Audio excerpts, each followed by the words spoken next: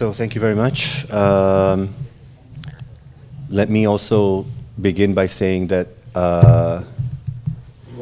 I'm as perplexed as many of you are by why I'm here. I too asked Abdul Rahman what I was doing here, and I didn't get a clear answer, so I share your frustration. But let me begin. So the thing I'm going to be talking about is part of a larger project in which I'm thinking about sin as a queer modality of being. So it kind of brings Islamic theology and queer theory into conversation. This is one part of that. So, yeah.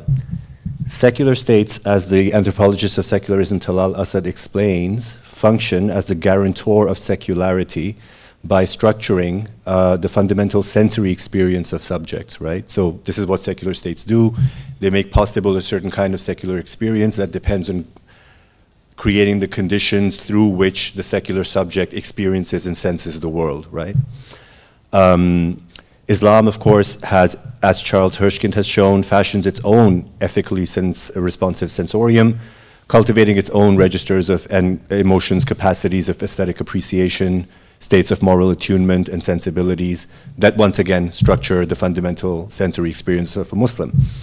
Sensing then, both as a socially determined act and a discipline to be practiced individually, including sensing yourself and sensing others, sensing your own body and its affective capacity, its epistemological possibilities, thus becomes the preeminent technology by which Islam and the Christian or post-Christian secular, which, as Talal Asad has shown, are two sides of the same coin, are differentiated.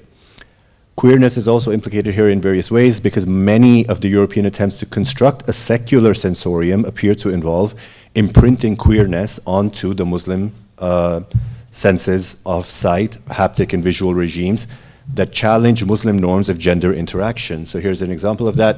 It's increasingly become a condition of citizenship in European countries for Muslims to be exposed to a certain kind of queer impression, right? For their senses to experience this kind of depiction of queerness, or to engage in haptic contact with members of the other gender in ways that are not entirely accommodated within traditional Islamic schemes of normative contact between the genders, right? Paradoxically, this is happening at the same time when the secular settlement of European states is itself being challenged by the resurgence of the European far right that is vocal in its opposition to Islam, to secularism, and to queer and trans rights, right? So all this is happening at the same time. So these are all implicated kind of processes. This is unsurprising. I mean, the anthropological post-secular turn of Talal Asad and so on goes hand in hand with the kind of work on the body being done by Judith Butler and Foucault and others. I mean, they're all part of the more or less a similar kind of orientation, in which what is shown is that the body is not only a system of power, but also constituted by systems of power. And culture, or what scholars of political theology would call performed theology, is therefore also both a product of and the context for human meaning making and being. But political theology often pays attention to religious spaces that are more sort of conventionally understood as religious spaces, right? Like go to, I don't know, let's say any major conference in religion, right? And you'll find the nth paper on, you know, I wanted to find out what Muslims think, so I went to the mosque on a Friday, right, and interviewed them, right? So my proposal here is to take queer electronic music dance floors of Europe as one productive sites for thinking about what is going on here. Dancing, yeah, I know that is something, you know, less thought of perhaps, but yeah. Dancing, particularly to a repetitive beat, remains one of the oldest and most widespread human technologies, both for the cultivation of religious aptitudes and for forming the religious and indeed the modern body, and for facilitating various kinds of bodily proximities, movements, and forms of sensory engagement and contact that allow the sexed body to do what it does. The sacramental significance of dance carries through into modernity, where it becomes a vital arena for self-expression and spiritual seeking. Anthropologists of dance and ethnochoreologists, in fact, frequently study modern musical cultures for these ecstatic aspects to determine whether and how they should be treated as religious or spiritual, typically situating them within a secularized theology in which popular culture becomes a substitute for traditional religion, offering alternative sources of spirituality, sociality, and sacrality. Sacrality here, by the way, is not a theistic concept, right? Because Ben Rogers and others would say it's just, sacrality just means some way of thinking or recognizing a difference between things that are thought of as categorically important and things that are thought of as lesser value, right? So that's all that's the sacral would have to mark here. So Charles Taylor, for example, in his book on secularity, talks about classical music performances, right? Creating this ability to place yourself outside of secular time. I'm not sure I buy it, but like, I mean, that's, the theoretical work is out there, right? For this kind of framing, I guess.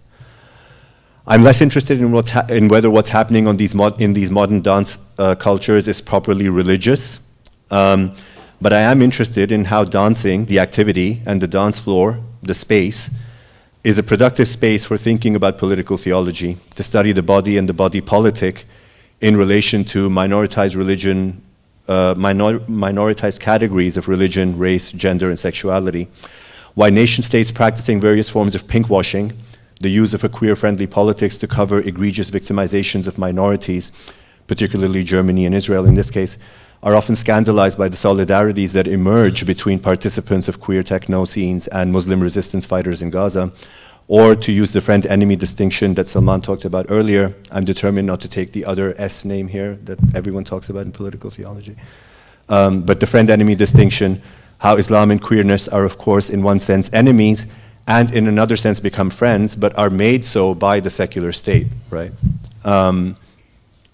Or how racialized conceptions of Islamic excess are often manifested in the stance of figures such as Sayyid Qutb, whose fundamentalism is often regularly explained by his exposure to this kind of jazz dance event that he went to, right, in Colorado, that just made him the kind of crazy person he was. Yeah. It was precisely these relations or their absence in modernity that were contested through the medium of dance in the futurist movement, whose sounds have influenced everything from the early John Cage to modern computer games to, of course, the cultures of techno, to which I will turn shortly. For the Italian poet Filippo Marionetti, the figure most associated with the movement, can you see? Yeah. Whose futurist manifesto of 1909 appeared in Le Figaro, the sound of modernity is thoroughly mechanical and martial, and involves a necessary dimension, and a necessary dimension of the acoustics of modernity involve a deprecation of women. So this is Marionetti. We want to glorify war and scorn for women, because they both go together, right? Because men are the ones associated with war, but women need to be scorned precisely because of their inability to go to war, right? So futurism has this kind of like misogyny built into it. To destroy museums, libraries, and academies of all kinds, we shall sing to the great crowds excited by the work, pleasure, or writing, the multicolored, many-voiced tides of revolution in modern capitals.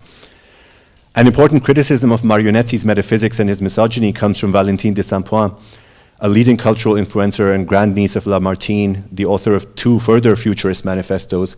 Futurists are obsessed with writing manifestos, So hers, in this case, are the Manifesto of Futurist Women and the Futurist Manifesto of Lust. In her Metachorie, a dance which stages, am I? Yeah. This is the Grand Dame herself, Valentine de Saint-Point.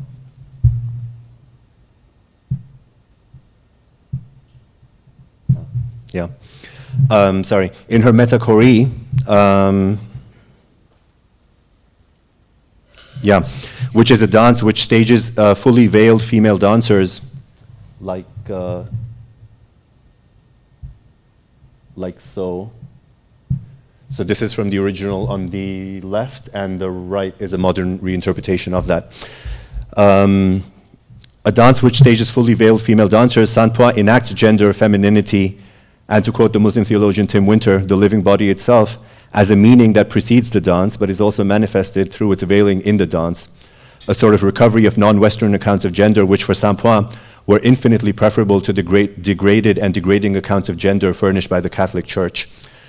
So Saint-Point, by the way, nowadays is buried next to Imam al-Shafi'i in Cairo, because at some point she converted to Islam and became involved with revolutionary Egyptian politics and so on and so forth. So, yeah, yet another connection. It was, however, another figure associated with the futurist movement, Luigi Russolo, titled the Father of Noise, who went further in the creation of a modernist sensorium through the invention of new sounds and instruments, even constructing a new musical instrument for this purpose. His manifesto, yet another futurist manifesto, is called The Art of Noises and celebrates the throbbing of valves, the bustle of pistons, and the shrieks of mechanical saws, celebrating, in Russolo's own words, the destruction of the purity of the ancient silence by modernity. This is another quote, "The limited circle of pure sounds must be broken, the infinite variety of noise sound must be conquered." So kind of what Baudrillard would later call like a symbolic disorder, right? The notion of music as noise leads us rather neatly from metachory to techno, which also appears in the writings of the philosopher Jean-Luc Nancy as an artistic and political laboratory of the present. Present and future are doing more or less similar work here. And seeks to transgress the limits and forms imposed in human existence. Techno is also a musical genre often characterized by repetitive electronic beats across Western jurisdictions. So the Margaret Thatcher government in England passed a law that prohibited the playing of techno and described it as the playing of repetitive beats.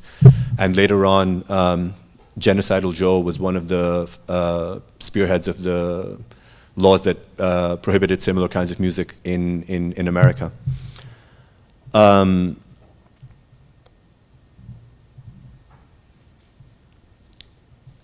And so this creates yet another further affinity, right? The category of noise creates a further affinity here between Islam and techno, right? Because both techno and the Muslim call to prayer are regularly classified in Western jurisdictions as noise from which the secular subject senses need to be immunized and protected, right?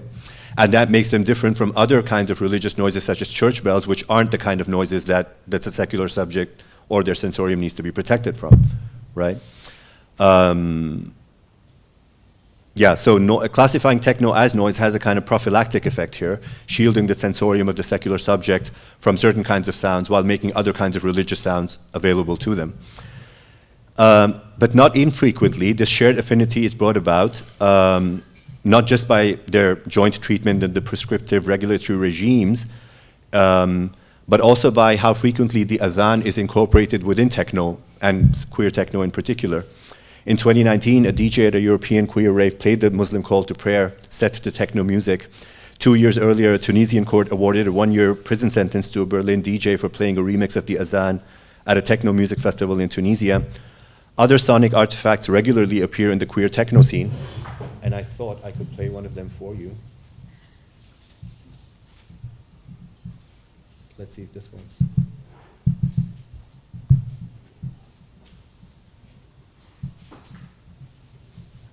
Yeah.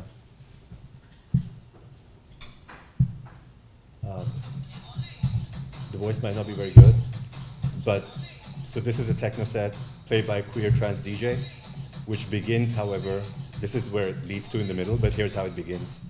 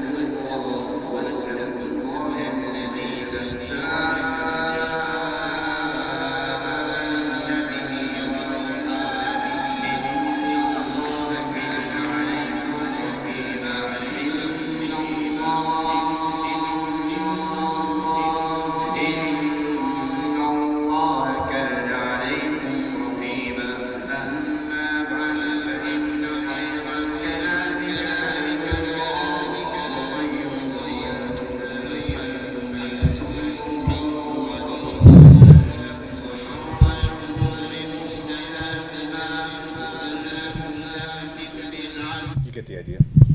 Okay. So, how much time do I have left? Okay.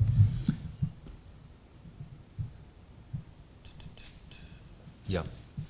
So, how do we think about these polyphonous entanglements of queer, techno, and Islamic sonic artifacts? Clearly, they defy easy interpretation. Are we observing an ironic or syncretic reappropriation of the sacred in popular culture?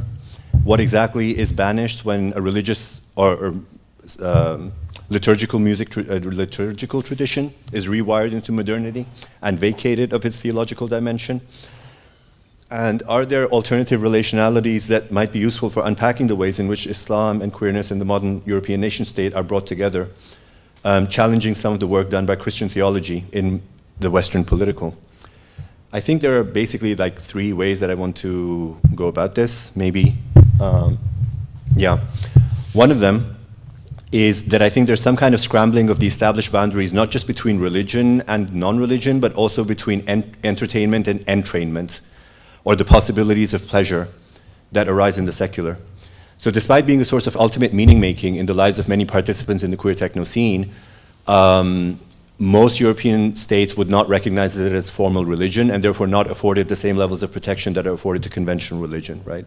So this is most obvious in the case of the COVID pandemic, when religious spaces were allowed to open up, right? But participants of the queer techno scene, who would say that they felt as strongly about what this music or these experiences did for them, right? The process of entrainment, which is the kind of ritualistic movement of bodies into a polyrhythmic unit, which happens, of course, in religious contexts, right? So that could be a way of praying together, right? But for these communities might be a way of experiencing other forms of, affective solidarity or whatever. Those claims were not recognized. So in Germany, religious spaces and car dealerships, because we're in Germany after all, were allowed to open up, right, before, say, techno venues, right? This is despite the fact that many participants in the queer techno scene will actually report their experiences of being there in terms which are certainly evoking a kind of, religious vocabulary. So here's a project in which people go around and sort of ask participants what their experiences are. Here's one of them. The sound pierced me with a raw intensity. I forgot how to move. I expressed to my friends that my gender had turned into a sunbeam. The dance floor cemented this feeling. Through intense movement and connection, something like a disembodied beam of light always found its way back to my corporeal form. And with form, I found words for that feeling and for my gender identity. And shortly after, I came out as non-binary. Right? So these are very typical of the kinds of experiences that people are reporting at these kinds of events. And my point is that there seems to be a correspondence between the ways in which the secular fails to recognize the kinds of things that are being done, the kinds of experiences that Muslims have in religious spaces and these queer sort of techno devotees have in these spaces, right? That is somehow not containable and not accommodated within the way that secularism thinks about religion or pleasure, right? The second point, the rituals and practices by which Christian and European religion, gender, race, and sexuality are summoned and disassembled. I think there's something about the exposure to sort of sensory overstimulation and the deprivation of senses, right? That is simultaneously very Christian and very European that's going on in these spaces. So as scholars of Black studies, Ronald Judy in Sentient Flesh, for example, going back to the question of flesh, which Amina also raised in her paper, have pointed out, Christian theology grounds the significant distinction made in European culture and politics, right, between a white knowing mind and a non-white feeling body, right? And it prioritizes one over the other, right?